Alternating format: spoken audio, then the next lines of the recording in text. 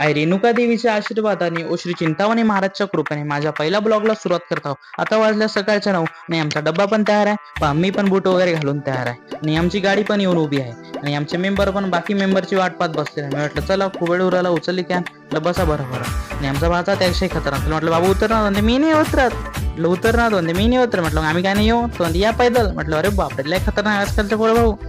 आणि बसले बा सगळे तिला उचललं आणि बसलो आम्ही सगळे. मी आमचा भाऊ आणि हे आमचे सगळे फॅमिली मेंबर आणि हे आमचे बापू आणि हे आमचे दादा. लय हसू राहिले बा दादा आमचे. हे बापूला हसू राहिले ताईला हसू राहिले. घातला बा आमचा बापून चष्मा ते काढ रे बाबू माझा फोटो. म्हटलं बरं बा. पोरगा म्हणते माय काढा एक फोटो. म्हटलं हो थांब ये. काढला बा तिघाचा एक फोटो.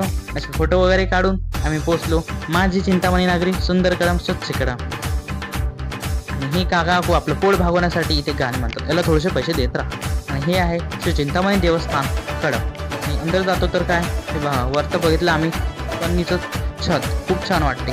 पाणी लागत नाही हवाही लागत नाही. हातपाय वगैरे आम्ही निघालो दर्शनासाठी. पहिले सर्वात आधी केलं गणपती महाराजचे दर्शन आणि नंतर खाली उतरून पायऱ्या उतरलो. इथून हळूहळू उतरता रे बा पडाम इथून हळूहळू उतरून मी अंदर गेलो आणि अंदर पाहतो तर विहिरीचं आधी दर्शन घ्या. नंतर इथे खाली झुकून अंदर चिंतामणी महाराजचे दर्शन घ्यायला अंदर जा. सर्वात आधी होते श्री ईद भगवान यांचे दर्शन. नंतर बापू म्हणते बोलो जुबा घ्या. म्हटलं पाहिजे झुकून चालू नाही तर डोकायला लागलं. अंदर झुकून गेल्यावर होते श्री चिंतामणी महाराजचे दर्शन. महाराजचे रूप पाहून मन खूप प्रसन्न होते. दर्शन वगैरे केले आणि थोडेसे फोटो वगैरे काढून आम्ही निघालो माहूरला जायला. भेटू पुढच्या व्हिडिओमध्ये. तिथपर्यंत जय चिंतामणी महाराज.